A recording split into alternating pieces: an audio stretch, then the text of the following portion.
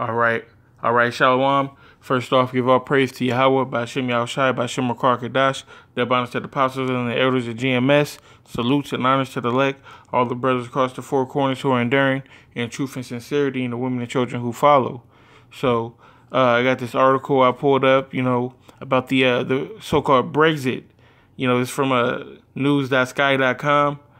So I'll just get into it. It says police plan for civil unrest after no-deal Brexit. Okay, so if you're familiar with the Brexit, what it is basically the Great Britain wants to break away from the EU. Okay, there's been a lot of things financially going on with the EU in the past few years. According to Daniel and the statue. Okay, the feet were made from iron and miry clay.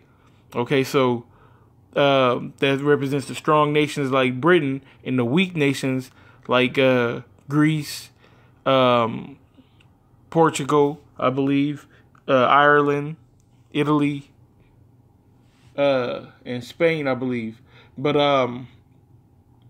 those weaker nations have brought the stronger nations down. So they wanted to leave, okay, and they called it a Brexit. All right, so I'm gonna get into the article. It says a leaked report shows police fears that a no-deal Brexit would lead to a shortage of goods, resulting in civil disorder. Okay, so it says police chiefs could be forced to call on the military to tackle civil disorder in the event of a no-deal Brexit, according to a leaked document. Okay, so the police are trying to call on the military. A military coming in any form of authority on a sovereign land or on their own territory, that's martial law. So we're gonna get the scriptures. Matter of fact, it's a lot in the article, and it's a lot in the scripture that I wanted to get in 2nd Ezra 15. So I'm gonna keep reading. We're gonna come back to the 2nd Ezra.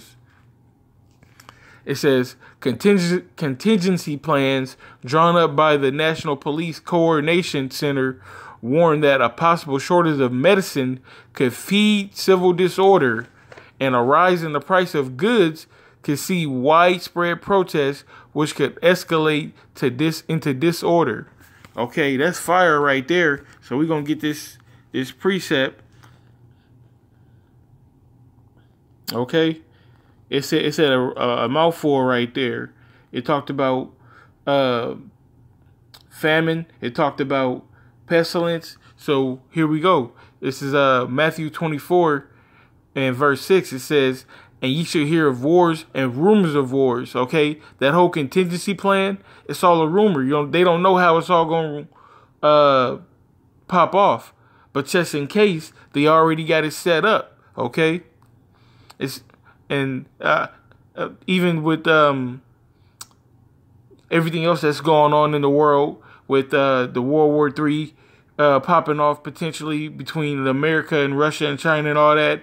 These are all rumors of wars, but we're gonna stay on this subject pertaining to the Brexit. Okay, it says, "See that ye be not troubled, for all these things must come to pass, but the end is not yet." Okay, so this has to happen. That's why we do this job. This is why we watch. All this has to happen.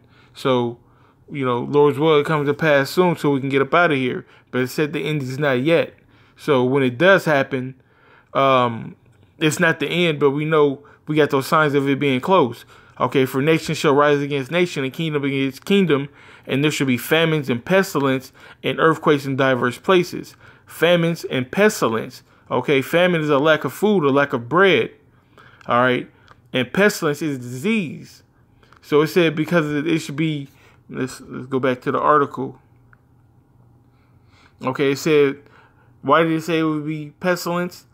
Because of the possible shortage of medicine. And what could it do? It could feed civil disorder. Okay, and you can see a rise in the price of goods. Okay, so if the rise in the price of goods, your food's going to go up, toilet paper's going to go up, everything's going to go up at that time. Okay, which I got a scripture for that. And it said, it could see widespread protests, which could escalate into disorder.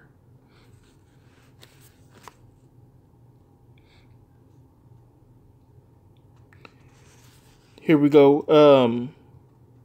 This is 2nd Ezra 16. I'm going to start at verse 17. It says, woe is me, woe is me, woe is me, woe is me. Who will deliver me in those days? Okay, it's talking about these last days. The beginning of sorrows and great mourning. The beginning of famine and great death. The beginning of wars, and power shall stand in fear.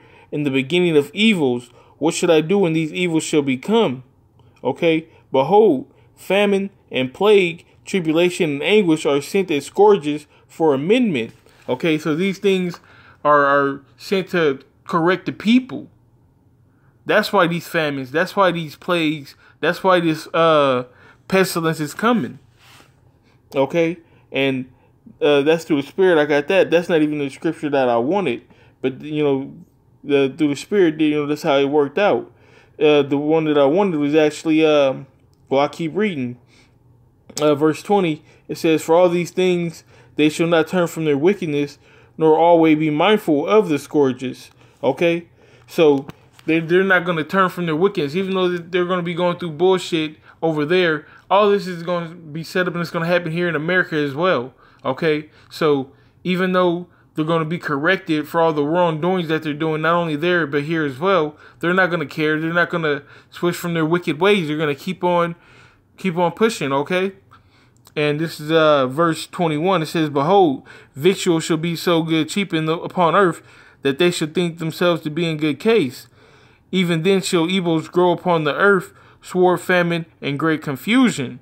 Okay, everything's cheap right now, so to speak. All right, people are living comfortably. So you think you're in good case, man, but when this turns upside down, then what you gonna do? All right, people ain't prepared for this. It's one more scripture I wanted to give, if y'all bear with me.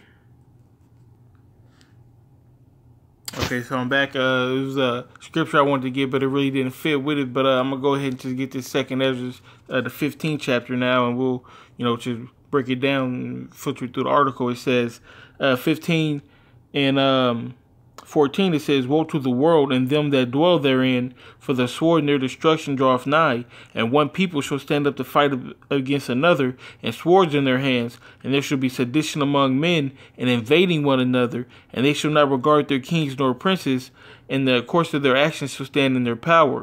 It says, a man shall desire into... So that's, we're going to go back. Okay, it says, for the sword and their destruction draweth nigh, and one people shall stand up and fight against another with swords in their hands. All right, so that's that civil disorder that they're talking about right there. Okay, one man fighting against another with swords in their hands, which we know the modern day sword is a gun, but that could represent anything. They don't have guns in Britain, so it could mean an actual sword. It could mean a knife, a baseball bat. Okay, anything that you get that you can use as a weapon, that's what's going to go down over there, man. Okay, and there should be sedition among men and invading one another, and they shall not regard their kings nor princes. In the course of their actions shall stand in their power. Okay, so that sedition is going against the government, going against what authority says. That's why the authority are being preemptive by making this contingency plan. Okay, and planning to have the military already there in a martial law capacity, which that's about to come up. It says, verse 17, and a man shall desire to go into a city and shall not be able. That's martial law. Okay, when you got Humvees on every corner, when there's checkpoints, okay, you can't leave the city, you can't enter the city without, checking in with one of those soldiers. They want to know where you're going, why you're going, and, who you with, what you got in the car, all of that. All right, they're going to shake you down, and if you seem suspect, they're just going to take you in. All right, so this is the possible beginning for, shit to hit the fan over there.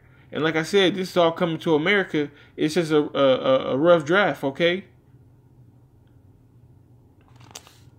It says, for behold, for because of their pride, the cities shall be troubled, the houses shall be destroyed, and men shall be afraid.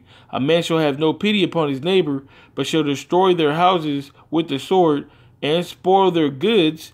Because right here, as you see, it's talking about the price of goods.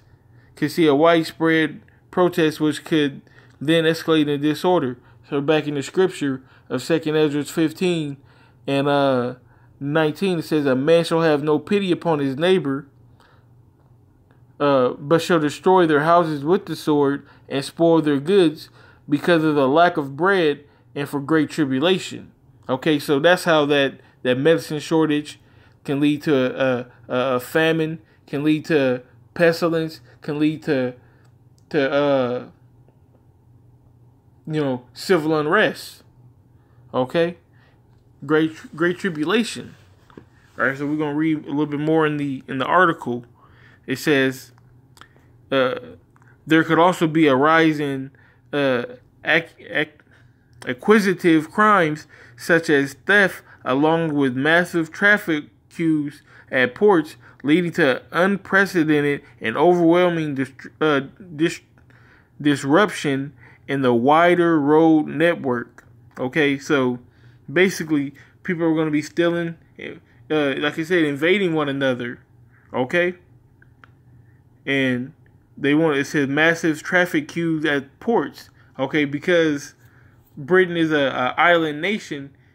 With all that uproar going on, you're going to have people wanting to get off the island. And they're going to lock all that down. That's why they said they're bringing in the military.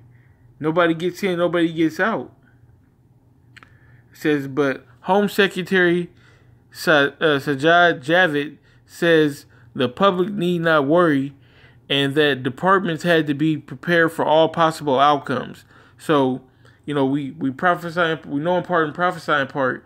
This might not happen at the end of the day, but with the article filtering through the scriptures, this is what the scripture says. Okay, this is what we know what their plans are. We know that this fits into their plans. Now, whether it's a smooth Brexit, a smooth exit or not, it's my job to give you the skinny, man, to give you the news. So maybe it happens, maybe it doesn't happen. All we can do is see. But they're prepared, so, mentally and spiritually, we got to be prepared too.